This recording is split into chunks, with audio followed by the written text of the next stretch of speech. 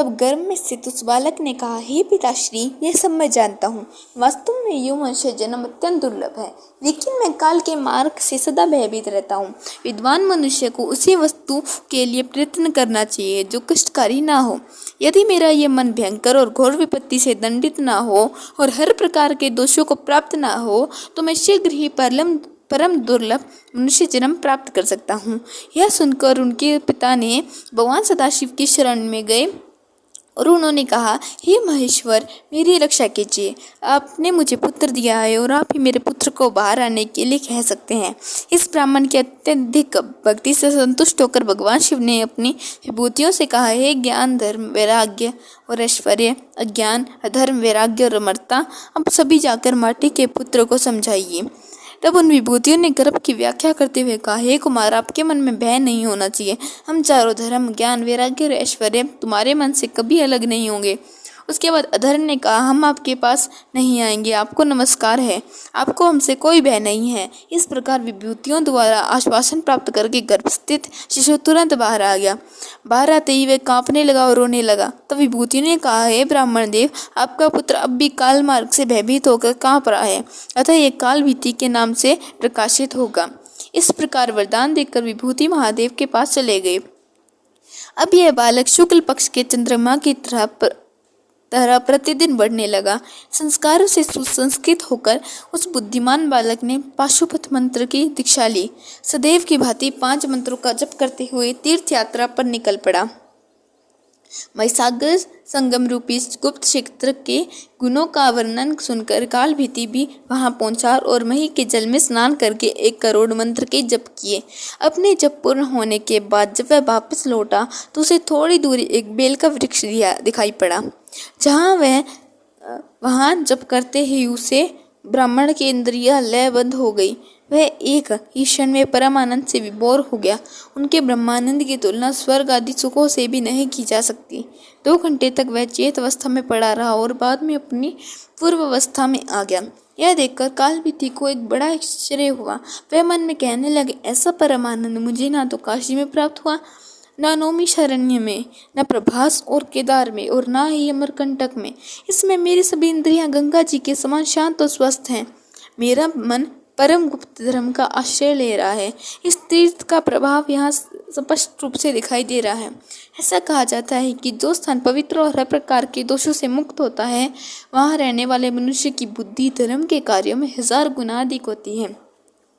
इसलिए इस तीर्थ के प्रभाव से मैं मन ही मन संतुष्टि का अनुभव कर रहा हूँ और मुझे लगता है कि यह स्थान काशी आदि प्रमुख तीर्थों से भी श्रेष्ठ है। इसलिए मैं यहीं पर रहकर घोर तपस्या करूँगा। ऐसा सोचकर कालभीति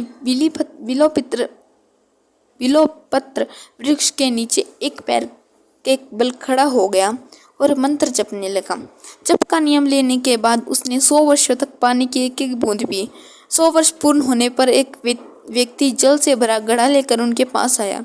उसने कालभीति को प्रणाम किया और प्रसन्नता पूर्वक कहने लगा, महामते, आज आपका नियम समाप्त हो गया है, यह जल ग्रहण कीजिए। तब कालभीति ने कहा, तुम्हारी जाति क्या है और तुम्हारा आचरण क्या है, यह सब यथार्थ रूप से बताओ। मैं तुम्हारे जन्म और आचरण को जानने के बाद ये जल ग्रहण करूंगा, अन्यथा नहीं।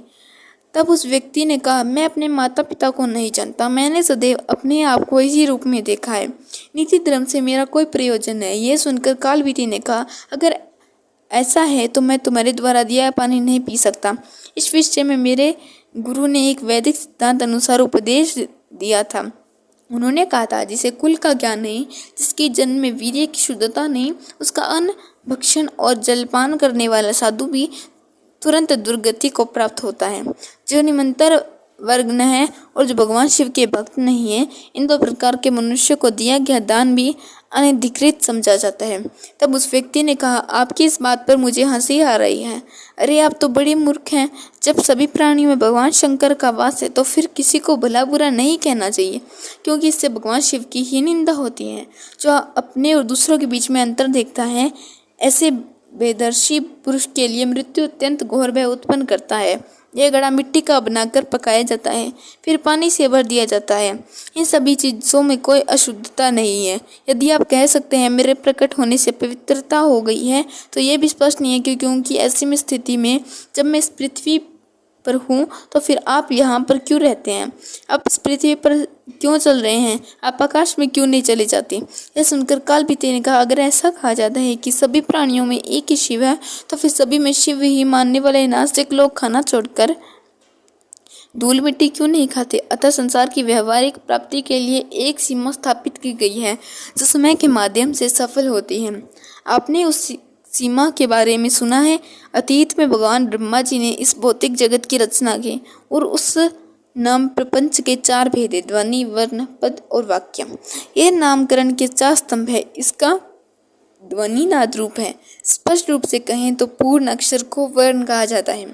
शब्द शिवम पाद है और शिवम बजेत अर्थात शिव की आराधना को वाक्य कहा जाता है। यह वह वाक्य भी 3 प्रकार का होता है। पहला है प्रभु समत, दूसरा है सूर्योदय समत और तीसरा है कांत समत। ये त्रिवाक्य हैं। जैसे ही स्वामी सेवक को एक निश्चित कार्य करने का आदेश देते हैं, यह प्रभु समत वाक्य है।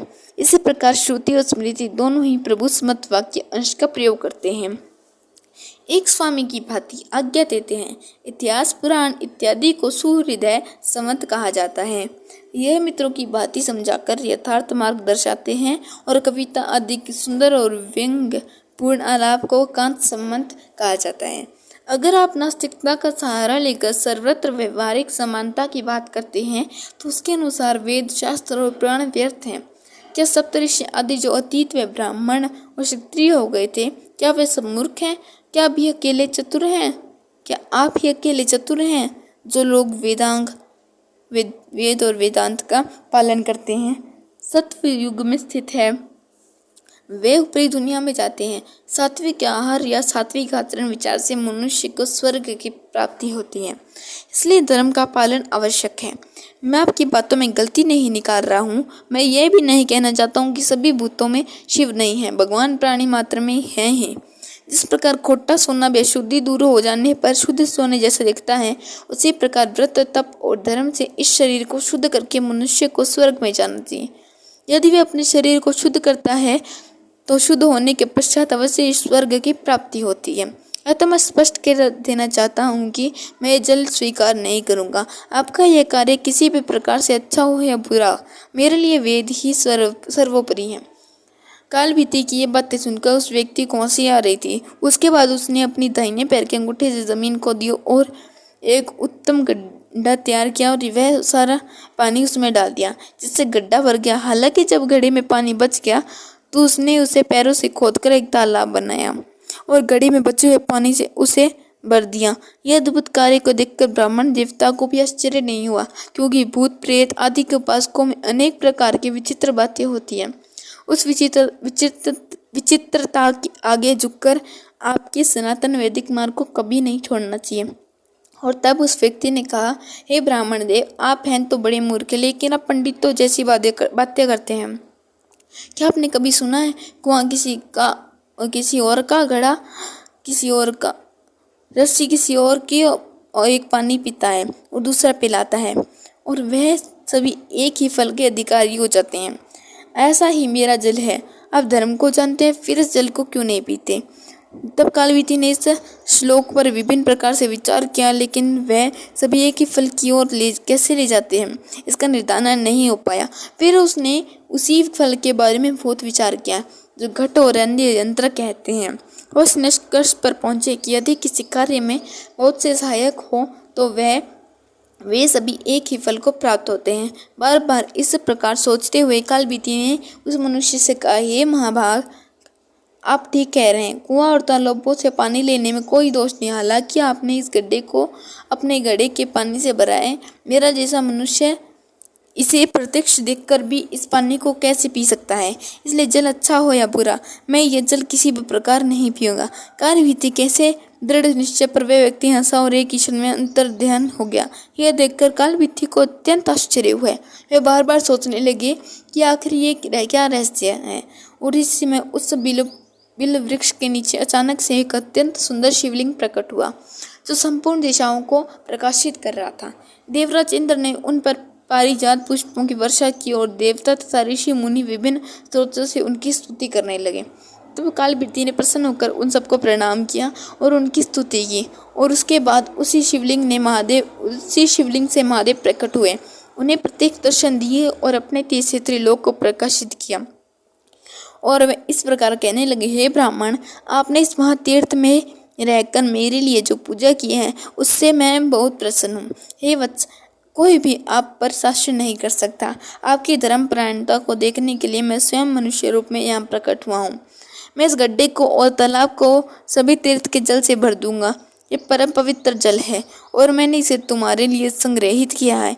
तुमने मेरी जो स्तुति की वह वेद मंत्रों के रहस्य से परिपूर्ण है, इसलिए तुम मुझसे कोई भी मनोवांछित वर मांग सकते हो। शिव जी के यह वचन सुनकर कालपीति ने कहा, हे भगवान शंकर, यदि आप मुझ पर प्रसन्न हैं तो मैं धन्य हूँ। आपके प्रसन्नता से ही सभी धर्म सफल होते हैं। और उसके अलावा हे प्रभु, अगर आप संतुष्ट हैं तो सदैव यहीं पर निवास कीजिए। आपके इस शुभ लिंग पर जो भी दान भोजन इत्यादि किया जाएगा वो अक्षय होगा। जो फल 5000 मंत्र जपने से प्राप्त होता है वही फल मनुष्य को इस लिंग के दर्शन मात्र से प्राप्त हो जाएगा। आपने मुझे काल मार्ग से मुक्त कर दिया है, इसलिए इस शिवलिंग को महाकाल के नाम से जाना जाए। जो भी मनुष्य इस कुंड में स्नान करके अपने पितरों का तर्पण करेगा उसे सभी तीर्थों का फल प्राप्त हो और उसके पितरों को अक्षय गति प्राप्त हो। कालबीति की यह बात सुनकर भगवान शिव अत्यंत प्रसन्न हुए और उन्होंने कहा, जहाँ भी स्वयंभू लिंग होगा वहाँ मैं सदैव निवास करूँगा। इस शिवलिंग की जो भी पूजा करेगा वह शिव तत्व को प्राप्त करेगा। इस स्थान पर किए गए जप तप और रुद्र जब सभी अक्षय हो जाएंगे और नंदी के साथ मेरा दूसरा द्वारपाल बनकर मेरे सानिध्य में रहेगा। हे वत्स, काल मार्ग पर विजय प्राप्त करके चिरकाल तक महाकाल के नाम से प्रसिद्ध होगे और तत्पश्चात धर्म का उपदेश देकर मेरे धाम को प्राप्त करोगे। इतना कहकर भगवान शिव अंतर ध्यान हो गए और कालबीति प्रसन्नता पूर्वक उसी स्थान पर रहकर भगवान शिव की आराधना करने लगे। तो आप बताए, तो अगर आपको ये कहानी पसंद आए, ये कथा पसंद आई हो तो कथा को लाइक करें, शेयर करें और चैनल पर नए हैं तो चैनल को सब्सक्राइब करें। बोले भगवान शंकर की जय। श्री शिवाय।